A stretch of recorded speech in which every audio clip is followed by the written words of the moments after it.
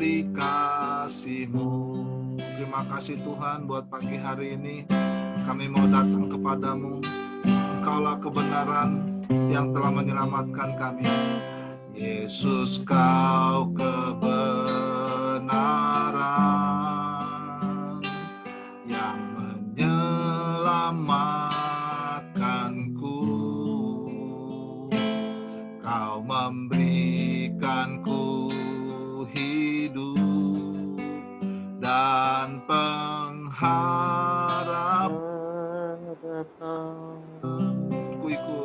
Ku ikut kehendak-Mu.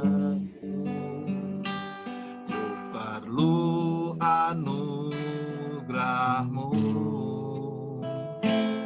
Ku nyatakan janjiku kepadamu. Kalau ku hidup bagimu. Hatiku tetap menyembah-Mu. Dunia tak bisa menjauhkanku dari kasih-Mu. Haleluya. Selama ku hidup bagimu. Mataku tetap memandang-Mu. Dunia tak bisa menjauhkanku dari kasih-Mu.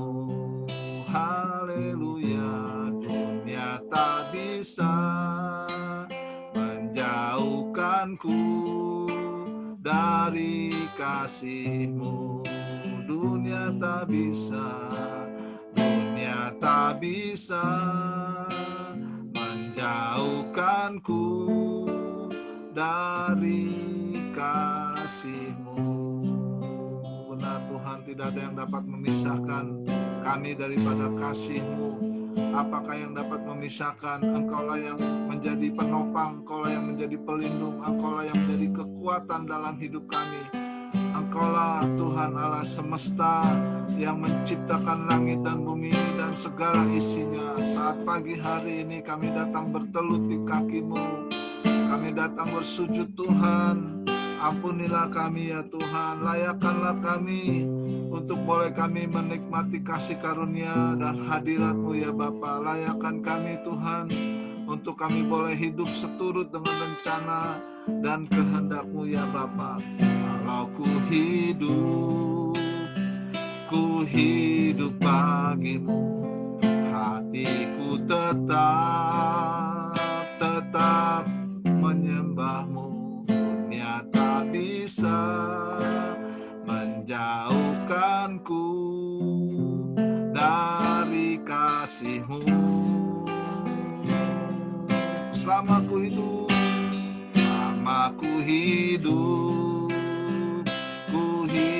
bagimu.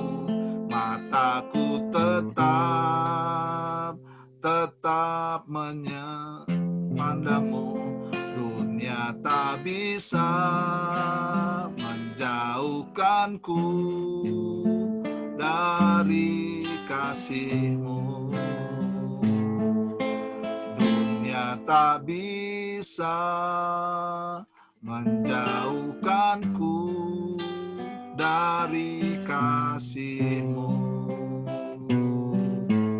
Dunia tak bisa menjauhkanku dari kasih-Mu.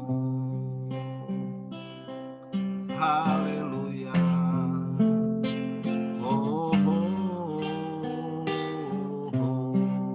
Terima kasih Tuhan, kami menyembah-Mu ya Bapa. Kami tinggikan Engkau, kami agungkan Engkau.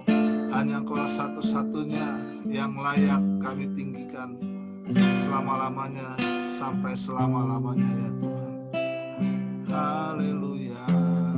Saat pagi hari ini izinkan kami ya Bapa untuk kami boleh berbincang, untuk kami boleh saling membagikan semangat dalam kehidupan ini Bapa, agar kami bersama-sama boleh hidup seturut dengan rancangan kehendak-Mu saja ya Bapa, seturut sepikiran dan seperasaan dengan Putra-Mu yang tunggal Kristus Yesus ya Bapa.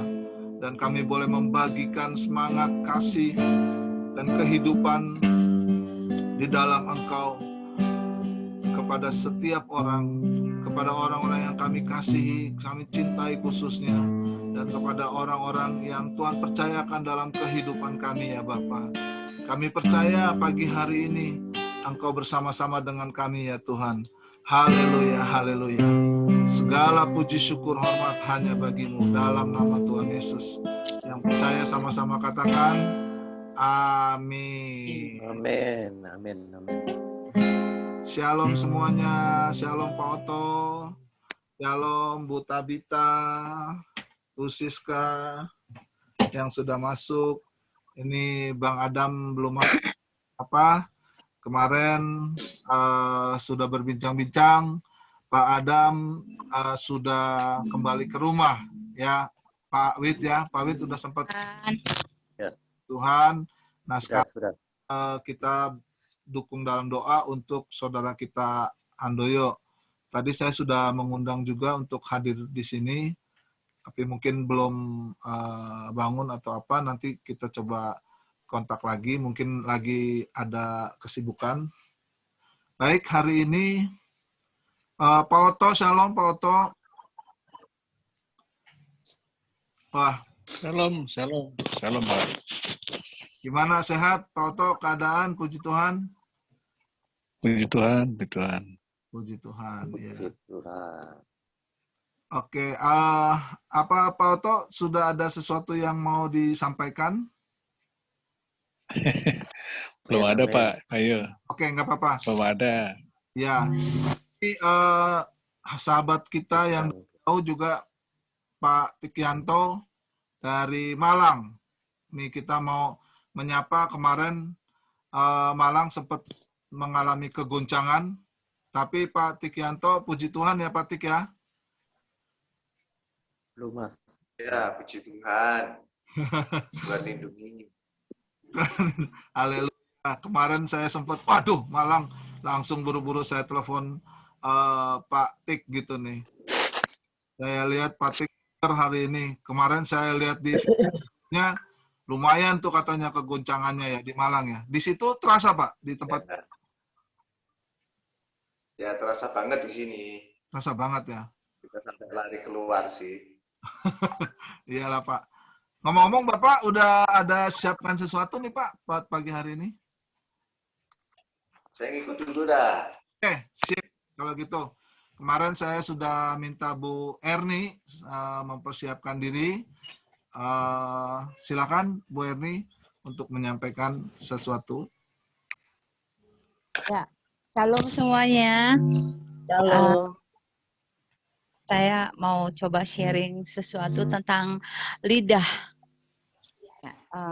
Sebenarnya deg-degan juga nih, banyak pakar-pakarnya, pakar-pakar firman Tuhan ya. Tapi saya coba mengenai tentang lidah. Kita baca Amsal 18 ayat 21. Saya bacakan. Amsal 21. Hidup dan mati dikuasai lidah. Siapa menggemakannya akan memakan buahnya. Saya kebayang tuh kan di sini ada tulisan menggemakan ya. Kita di suatu gua, kalau kita teriak pasti akan kembali ke kita. Kita teriak kembali ke kita. Apapun yang kita katakan, apapun yang kita teriakkan akan kembali ke kita. Ya, seperti itu. Kalau kita mengeluarkan yang baik dari perbendaharaan kita, maka yang baik pula yang akan kembali ke kita. Saya ya, hidup dan mati dikuasai lidah. Jadi lidah yang anggota tubuh yang kecil ini itu bisa menguasai seluruh tubuh kita, bahkan bisa membawa kebaikan atau keburukan, bisa membawa berkat atau kutuk, tergantung. Ada kalau ada peribahasa yang berkata bahwa lidahmu adalah harimaumu. Karena kalau kita mengeluarkan sesuatu yang buruk, pasti yang buruk itu yang akan kembali. Tapi lidah juga bisa menjadi berkat untuk hidup kita. Kalau kita mengeluarkan yang baik, itu pasti akan kembali yang baik. Seperti kemarin hari Minggu ya, saya diberkati sama Pak Edi. Pak Edi bilang katanya istrinya kena, poponya kena, saudaranya kena, tapi dia nggak kena. Kenapa? Karena setiap pagi dia selalu memperkatakan firman bahwa perlindungan Tuhan itu sempurna buat dia. Perlindungan Tuhan itu juga sempurna buat dia. Saya juga percaya bahwa kalau orang dunia bilang, apa yang kita katakan itu nanti alam semesta akan melakukannya. Jadi kalau kita perkataan yang baik, akan kembali yang baik. Waktu itu saya, bosnya anak saya, bilang gini, dia kayak orang gila, maaf, katanya setiap dia sakit, dia akan keluar halaman, dia akan teriak-teriak, saya sehat, gitu, saya sehat. Setelah itu dia akan keringetan karena dia berjemur panas-panas gitu, dia sambil teriak-teriak, sambil lompat-lompat, saya sehat gitu. Dan memang iya katanya, dia jarang sakit Setelah itu dia keringetan, dia istirahat sebentar, dia akan sehat lagi. Saya pikir benar juga ya apa. Jadi kalau tadi menggemakannya, kalau kita menggemakan yang baik pasti akan kembali yang baik. Begitu pula sebaliknya. Seperti perkataan kita memiliki kuasa bagi masa depan kita. Di Daud saja, seorang Daud itu juga dia waspada terhadap lidahnya. Sampai di Mazmur 39 ayat 2 dia berkata, aku hendak menjaga diri supaya jangan aku berdosa dengan lidahku. Aku hendak menahan mulutku dengan kekang selama orang fasik masih ada di depanku. Saya kemarin lihat kekang itu kan kekang kuda dan sebagian alat kekangnya itu masuk ke dalam mulutnya. Nah, itu digunakan untuk mengendalikan kuda itu. Kalau ditarik kayaknya nih ya, saya juga belum pernah belajar secara khusus. Kalau dia ke kanan, mau belok kanan, pasti akan ditarik ke kanan. Kalau dia mau belok ke kiri, ditarik ke kiri. Kalau begitu pun kalau mau stop gitu, dia akan ditarik, nah dia kudanya tuh akan stop. Jadi badan kuda yang besar itu dikuasai hanya dengan kekang yang hanya 0, sekian mungkin ya, 0, sekian % dari tubuh kuda itu. Cuman mulutnya doang yang ditutupin sampai tenggorokan sini gitu. Begitu juga kita. Lidah itu berkuasa mengendali. Jadi kita seperti kekang kuda, seperti Daud yang mengekang lidahnya, kita juga harus mengendalikan perkataan yang keluar dari mulut kita. Coba kita buka di Yakobus 3 ayat 5, 6 dan 8. Yakobus 3. Bentar.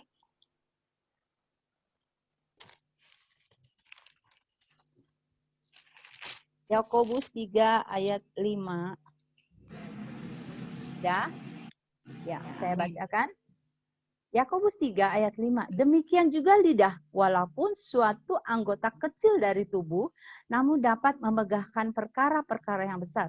Lihatlah, betapapun kecilnya api, ia dapat membakar hutan yang besar. Lidah pun adalah api. Ia merupakan suatu dunia kejahatan dan mengambil tempat di antara anggota-anggota tubuh kita sebagai sesuatu yang dapat menodai seluruh tubuh dan menyalakan roda kehidupan. Sedang ia sendiri dinyalakan oleh api neraka. Lalu ayat 8-nya, tetapi tidak seorang pun yang berkuasa menjinakkan lidah. Ia adalah sesuatu yang buas, yang tak terkuasai dan penuh racun yang mematikan. Seperti kita tahu bahwa banyak kalau kita memperkatakan sesuatu yang tidak benar, itu dapat membunuh seseorang. Artinya, kalau kita mengatakan sesuatu yang tidak benar, orang itu bisa kehilangan mata pencahariannya, dikucilkan dari dunia sosial, ataupun sejenis itu. Jadi, lidah kita, benar-benar kita harus menjaga lidah kita. Seperti karena lidah itu bisa menjadi racun, bisa menjadi obat. Pada saat orang sedang letih lesu, pada saat orang sedang depresi seperti di masa-masa sukar seperti ini, perkataan kita, jadikanlah perkataan yang keluar dari lidah kita, dari mulut kita itu motivasi untuk orang, kekuatan baru untuk orang, penghiburan untuk orang. Kadang-kadang itu kata-kata yang kecil yang mungkin kita nggak sadari itu akan sangat besar kuasanya. Penghiburan, kekuatan itu sangat dibutuhkan untuk orang-orang yang sedang lemah. Lalu Tuhan Yesus bilang bahwa di Yesaya 50 ayat 4 mengenai lidah seorang murid. Yesaya 50 ayat 4.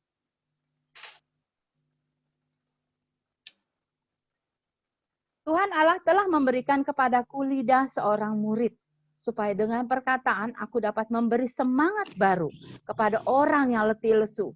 Setiap pagi ia mempertajam pendengaranku untuk mendengar seperti seorang murid. Seperti kita tahu bahwa seorang murid yang baik itu memultiplikasikan setiap apa yang diterima dari muridnya. Dan pasti saya yakin bahwa semua guru itu pasti mengajarkan yang baik. Begitu juga Yesus, apalagi Yesus ya, guru di atas segala guru. Dia selalu memberikan kata-kata yang berkat. Dan setiap pagi guru kita itu, kalau guru kita itu akan mempertajam pendengaranku agar kita lebih peka lagi, akan kita menjadi murid yang lebih pintar gitu, membagikan, mengaplikasikan apa yang guru kita ajarkan kepada kita sebagai muridnya. Di sini bahkan dibilang katanya memberi semangat baru kepada orang yang letih lesu, yang seperti tadi saya katakan. Saya percaya bahwa setiap guru itu pasti mengajarkan yang baik, dan murid yang baik juga pasti akan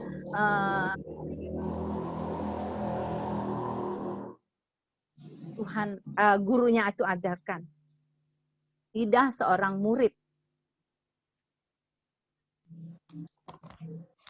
Lalu, jadi kita tidak harus menganggap enteng.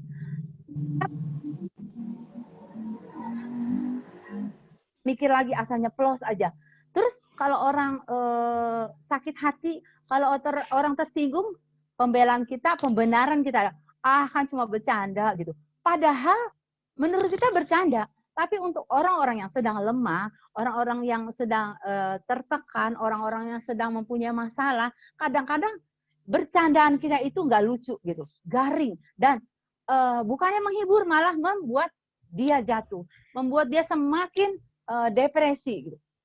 Kata-kata seringkali kata-kata yang kita keluarkan itu tanpa kekang, tanpa pengendalian gitu. Dengan santai kita keluarkan kata-kata yang mungkin menurut kita enteng, tapi orang yang menerimanya belum tentu menganggap itu enteng. Kadang-kadang orang mengambil hati apa yang kita katakan karena ya itu dia sedang ada masalah, sedang letih lesu. Apalagi di zaman-zaman seperti ini, itu banyak sekali orang yang lemah, orang yang letih lesu. Mungkin kelihatannya baik-baik aja, tapi di dalam hatinya, dalam pikiran itu, berkecamuk galau gitu. Jangan menganggap enteng dosa perkataan. Tapi di zaman sekarang ini, bukan hanya perkataan yang keluar dari lidah kita, tapi kadang-kadang di medsos, jari-jari kita ini menjadi utusan dari lidah kita. Jadi bukan hanya kita harus menjaga lidah kita dengan perkataan lisan, tapi jari-jari kita ini juga harus dikekang karena jari-jari kita ini bisa menjadi utusan lidah kita untuk mengeluarkan kata-kata, mengeluarkan tulisan-tulisan yang di medsos seringkali menyebarkan hoak yang belum pasti, itu juga dosa. Terus memberikan status yang alay, yang nggak berkenan gitu sama Tuhan. Mengeluh, jangan salah. Walaupun kita sendiri yang mengeluh melalui medsos, itu juga bisa melemahkan orang loh. Oh iya, sama dong. Gue juga lagi gini nih. Benar juga apa yang dia bilang ya. Hidup ini sulit, hidup ini sukar. Emang ya orang-orang di sekeliling kita begini. Itu keluhan yang bisa melemahkan orang, walaupun dia tidak mendengar dari mulut kita sendiri, tapi dari jari-jari kita ini bisa menjadi alat lidah kita untuk memperkatakan apa yang tidak baik. Sebaiknya kita juga waspada terhadap jari-jari kita ini yang seringkali jadi utusan lidah kita untuk menuliskan yang baik, untuk menuliskan perkataan seorang murid, untuk menuliskan tulisan-tulisan, status-status yang membangun. Kalau kita misalnya mau ngeluh, telan aja dalam hati. Jangan kita sharing sama orang. Karena itu bukan hanya kita loh yang lemah. Kalau kita mengeluh, bukan hanya kita yang lemah, tapi orang-orang yang membaca status kita, orang-orang yang mendengar keluhan kita, itu juga kita mengajak mereka untuk down. Jadi hati-hati juga dengan perkataan kita melalui status, melalui medsos, melalui Instagram, melalui Facebook. Itu hati-hati juga. Jadi bukan hanya mengekang lidah kita, tapi juga mengekang jari-jari yang seringkali dipakai untuk melemahkan orang-orang. Jadi pakai lidah kita untuk menjadi berkat. Status kita untuk menjadi berkat. Walau mungkin keadaan kita sedang tidak baik. Mungkin keadaan kita sedang tidak sesuai dengan apa yang kita ingin. Nah, tapi biarlah keluhan kita hanya Tuhan yang mendengar. Karena hanya Tuhan yang bisa membawa solusi untuk setiap masalah kita. Untuk setiap keluhan kita. Datang pada Tuhan. Tuhan, saya kesel nih sama orang ini. Tuhan, saya lagi begini. Biar Tuhan saja yang mendengar keluhan kita. Karena hanya Tuhan yang bisa memberikan solusi terbaik untuk masalah kita. Untuk keluhan kita. Kita nangis nggak apa-apa di depan Tuhan. Kita alay-alay di depan Tuhan nggak apa-apa gitu. Tuhan kan sahabat kita, sahabat sejati. Dan dia tidak ember, dia tidak bocor mulut gitu. Setiap manusia kadang-kadang dia memang tidak bocor mulut. Tapi kadang-kadang kalau dia lengah, dia lupa kekang lidahnya, tanpa sadar, jangan kasih tahu orang ya, begini, dia tuh begini. Nah, kita nggak sadar walaupun mungkin maksud kita nggak begitu. Nah, seringkali kita begitu. Jadi, pakai lidah kita sesuai dengan kehendak Allah. Coba kita lihat di Mazmur 39 ayat 4.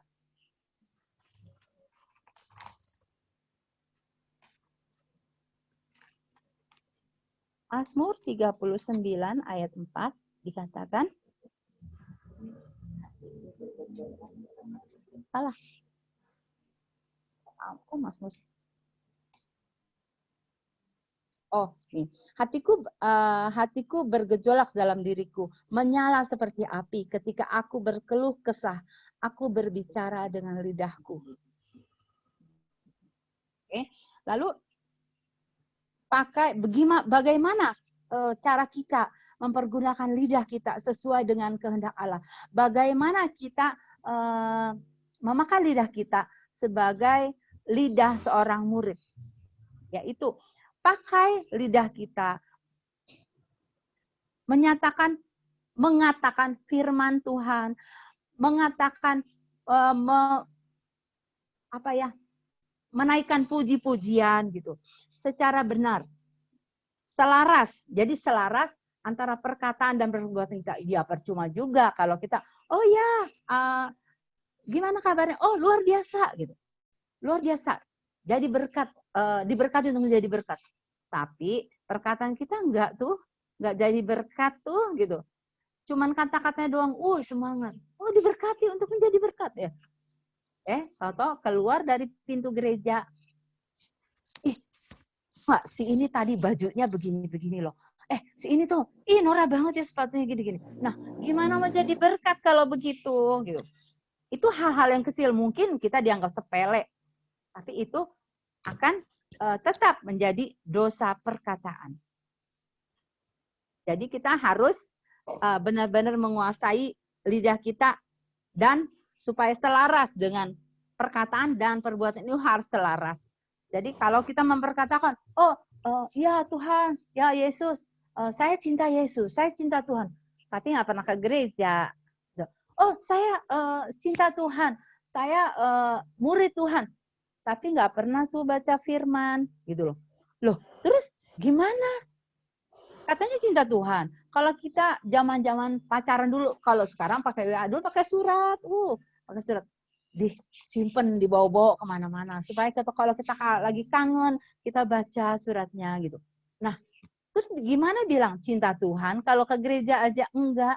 Gimana cinta Tuhan ibadah aja enggak? Gimana dibilang cinta Tuhan kalau baca firman cuman pada saat di gereja, baca firman pada saat menaikkan puji-pujian pada saat di gereja doang.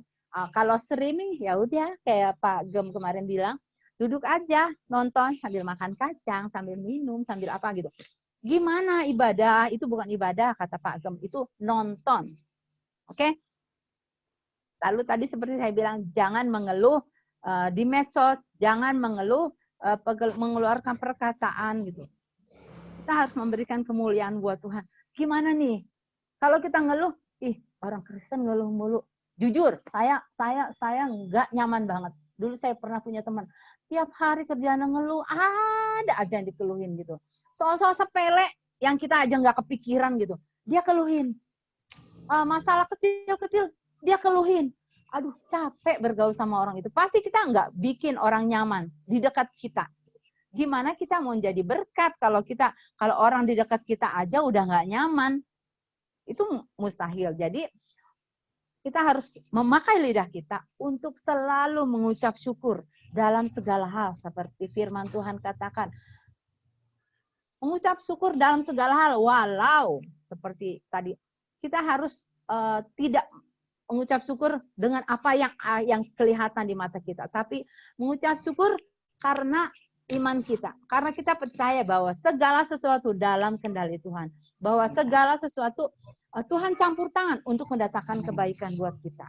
Oke, puji Tuhan, demikian sharing saya. Mudah-mudahan bisa menjadi berkat buat kita semua. Amin. Amin. Amin. Nah, bisa banget, bisa banget. Ini seru nih ya, karena memang basic ayat kita untuk morning spirit itu yang tadi disebut Bu Erni ya.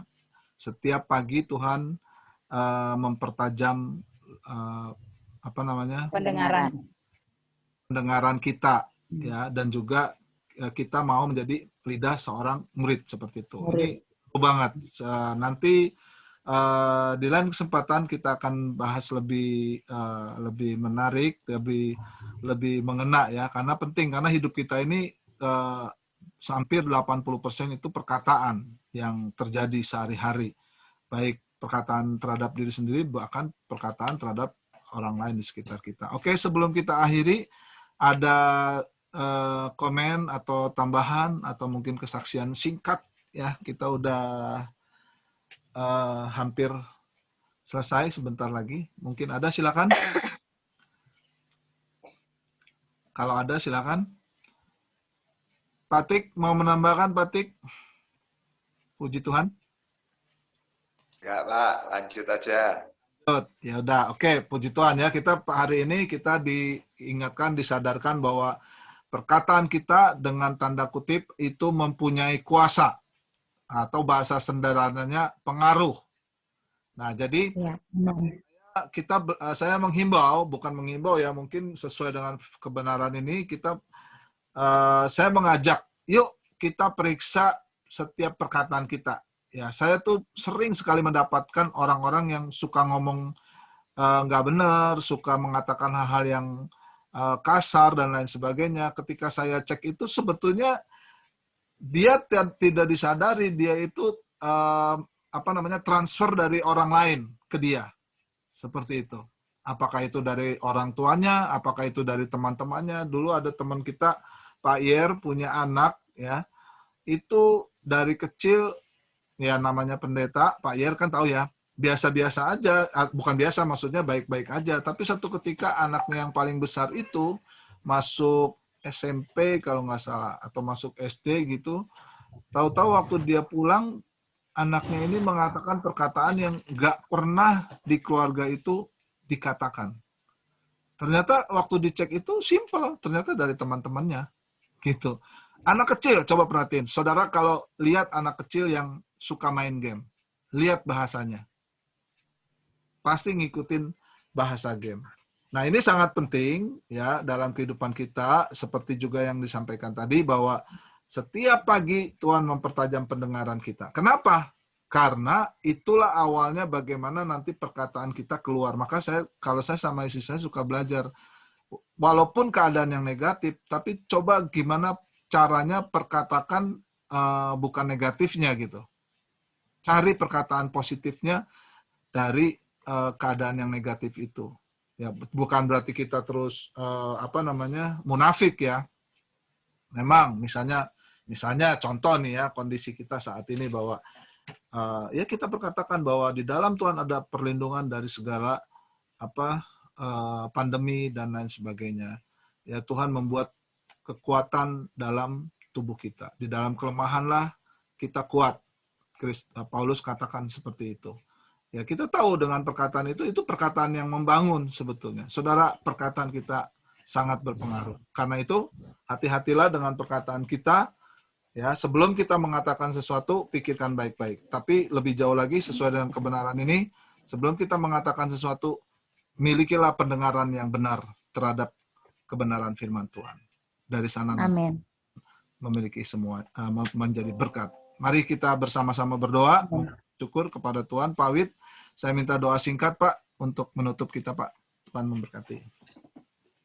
Terima kasih Tuhan, Kau sudah memberikan kepada kami firman-Mu, sehingga Bapa di surga itu merupakan satu peringatan bagi kami semuanya, agar kami bisa mempersembahkan tubuh kita sebagai persembahan yang hidup, yang kudus, dan yang berkenan kepada Tuhan saja. Sehingga bukan kewajaran dunia yang kami ikuti, tetapi hidup di dalam anak-anak Allah. Terima kasih Bapa di surga, dan biarlah pada saat ini Tuhan, persekutuan ini akan terus berlanjut. Setiap pagi kami merespon kedatangan Tuhan setiap pagi, dan menyerahkan seluruh hidup kami ke tangan-Mu. Kami percaya bahwa semua yang mengikuti program ini akan menjadi satu pelajaran dalam hidup kita setiap hari, agar kami hidup hanya melihat teladan kita, contoh kita, figur yang harus kita ikuti yaitu Yesus Kristus. Baiklah, kita akan selesaikan ini, dan segala berkat dari surga akan memenuhi kehidupan kita dari mulai sekarang sampai selama-lamanya. Dalam nama Tuhan Yesus Kristus. Amin. Tuhan Yesus memberkati. Tuhan Yesus berkati. Pak Tik, Shalom, Pak Oto, siap persiapkan, udah siap, nanti tolong sampaikan bisa membagikan perkataan yang membangun buat kita semua. Amin. Amin. See you tomorrow.